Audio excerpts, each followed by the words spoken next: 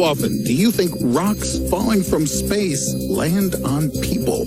Only one case in history has ever been officially confirmed, although others have been reported.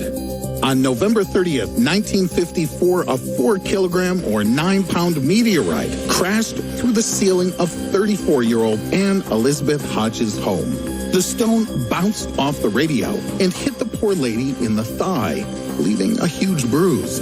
The probability of such a small meteorite hitting a person is negligible, but it happened. What if something larger fell to Earth? For example, the largest asteroid in the solar system. Scientists estimate that there are now several 100 million asteroids 1 meter or 3.3 feet or more in size in Earth's orbit. Every day, about 100 tons of them, in the form of small grains of sand and small stones, penetrate the Earth's atmosphere and burn up, leaving a bright trail. About 30 asteroids with a total mass of up to 2,000 tons fly directly towards Earth's atmosphere every year. Occasionally, their fragments fall to Earth's surface in the form of meteorites. More noticeable meteorites, larger than 20 meters or 65.6 feet, fall to Earth no more than twice every 100 years.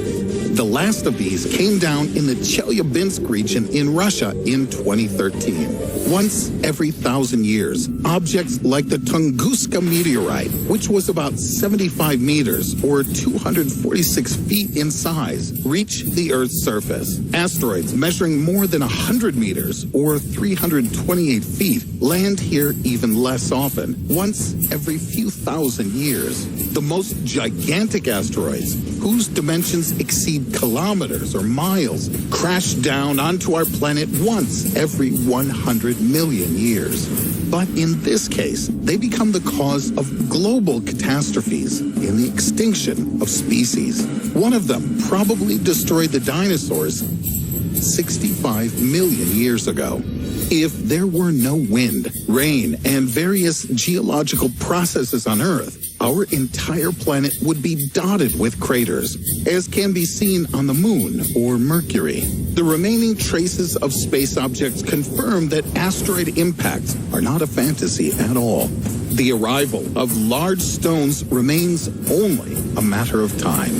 Scientists consider asteroids at least 140 meters or 460 feet in size as the most dangerous. At the same time, they're mostly located no further than 7.5 million kilometers or 4.6 million miles from the Earth. However, it's very difficult to notice them. After all, they often poorly reflect sunlight, have a flat shape, and fly at a speed of 36,000 kilometers or 22,400 miles per hour. For individual asteroids, the speed can be noticeably higher. Therefore, even the most powerful technology is far from capable of stopping all of them in time. One of the most dangerous candidates will approach Earth in October 2028. 1997 XF-11 could fly past our planet at a distance of 930,000 kilometers or 580,000 miles away. This is so close that you could watch it with ordinary binoculars. The size of the asteroid, according to various estimates, ranges from 700 to 1,400 meters. That's 2,300 to 4,600 feet. Scientists claim that it's going to happen. Suppose something goes wrong and it changes its course straight for Earth. The collision speed of such a block with the surface of the Earth would be about 48,000 kilometers or 30,000 miles per hour. This would create an explosion of 1 million megatons. It's hard to imagine such a figure.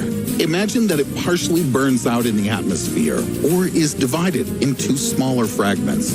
If an asteroid fragment the size of a one-story house crashes into Earth at the same speed, its power will be approximately comparable to the bomb detonated in Hiroshima, about 20 kilotons. Such a collision would raze every reinforced concrete building within a radius of 800 meters or 2,600 feet from the impact of the asteroid. Everything made of wood within a radius of 2.4 kilometers or 1.5 miles would be destroyed. If the length of the fallen asteroid is comparable to a 20-story building and is a little over 60 meters or 200 feet wide, the impact power will be close to the explosions of modern nuclear bombs. That is approximately 25 to 50 kilotons. This is enough to incinerate every reinforced concrete structure within 8 kilometers or 5 miles from the point of impact. Consequently, all living things on the site will also perish. In the event that 1997 XF-11 falls to Earth as a whole, the power of the explosion will be 50 million times the power of the bomb detonated in Hiroshima. Everything within a radius of 160 to 320 kilometers or 100 to 200 miles will turn to ashes. If the epicenter were, for example, in New York City, then from Boston to Washington, D.C., there would not be a single tiny living life form remaining, with the exception of super-resistant bacteria. The explosion will raise a huge amount of dust into the atmosphere, forming clouds that will block sunlight from the Earth's surface. Therefore, anyone who survives is likely to die from a sudden cold snap. If such an asteroid hits the ocean, it will create enormous waves, more than 30 meters or 100 feet tall, that will wash away everything on the nearest coasts. This asteroid is only one of the few potentially dangerous objects that could destroy life on Earth. The largest and most dangerous is Ceres. In 2006, scientists changed its status from asteroid to dwarf planet. Ceres has a diameter of about 945 kilometers or 587 miles. Discovery Channel employees created an animation showing the effects of a collision between Earth and Ceres.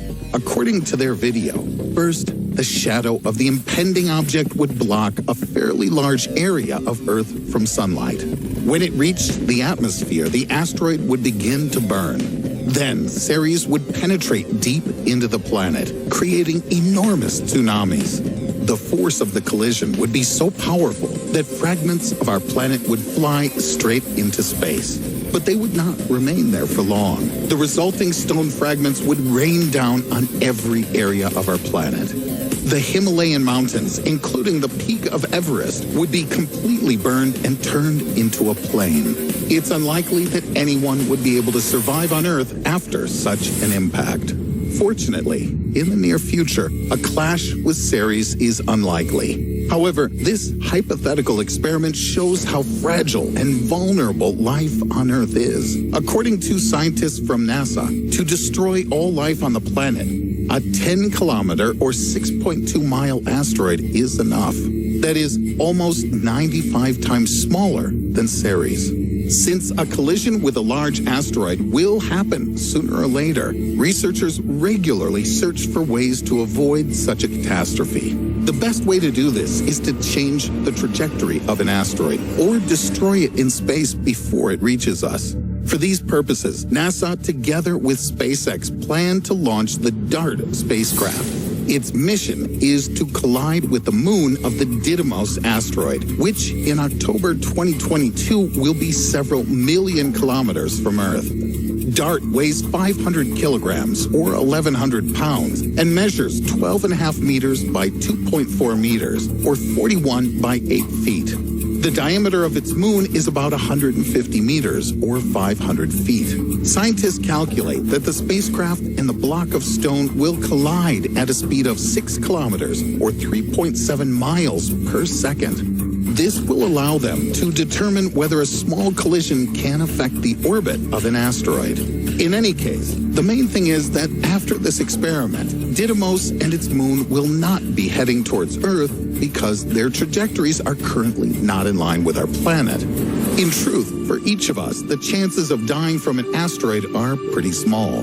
They're even smaller than the probability of getting struck by lightning, amounting to only 1 in 280,000. But these statistics apply to the individual. If we talk about the planet as a whole, then the hazard coefficient increases. Asteroid 2010 RF12 has the highest chance of colliding with Earth, 1 in 16. It could come within 8.7 thousand to 15,000 kilometers, or 5,400 to 9,300 miles from the Earth. And in 2095, it could even crash into our planet. Fortunately, it's not large enough to lead to global cataclysms. However, there are still many other giant boulders in space flying past Earth at a dangerously close proximity.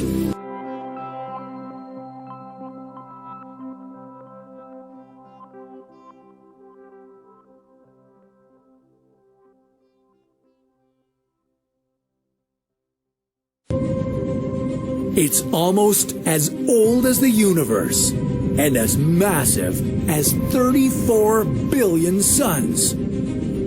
It eats stars for breakfast. And now it's about to consume ours. Behold, the great and powerful black hole with the catchy name J2157. If it came close enough to our solar system, how fast would it destroy us? How would it all go sideways for our sun?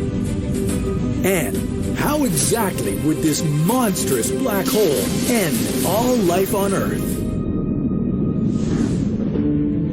This is What If, and here's what would happen if a black hole swallowed the sun.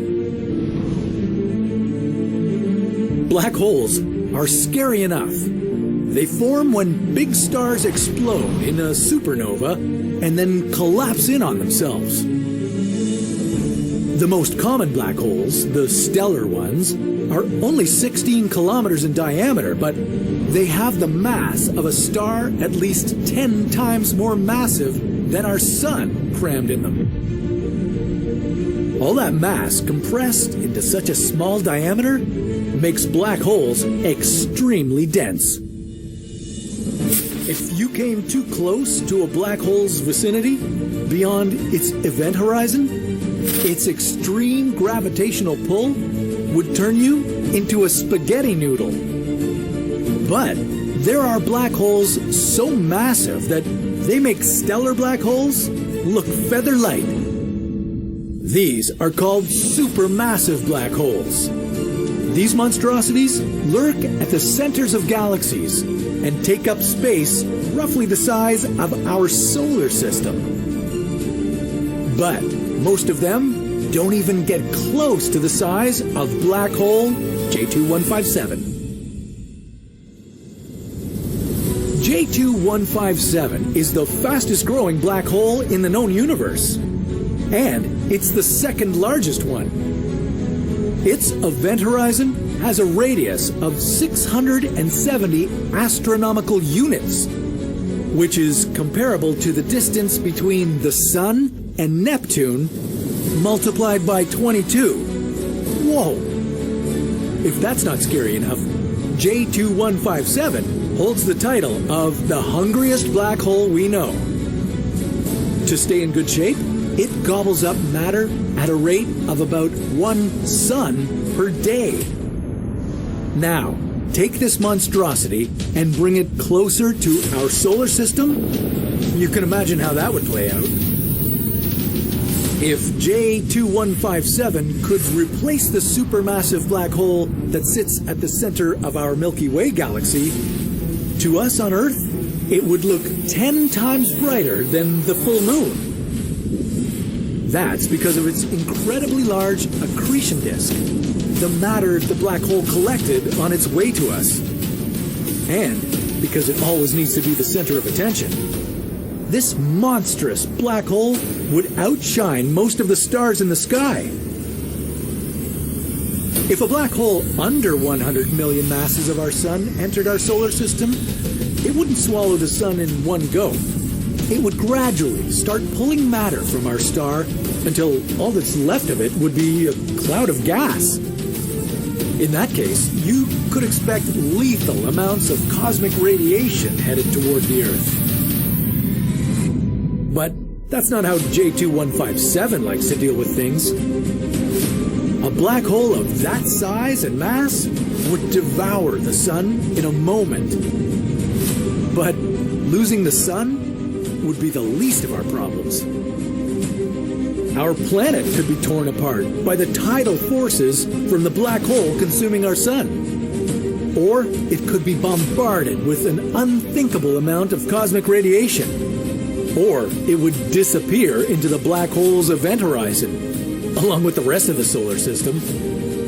Either way, you wouldn't get out of this alive. But no matter how big and scary J2157 is, remember that it sits at a safe distance of 12.5 billion light years away from us.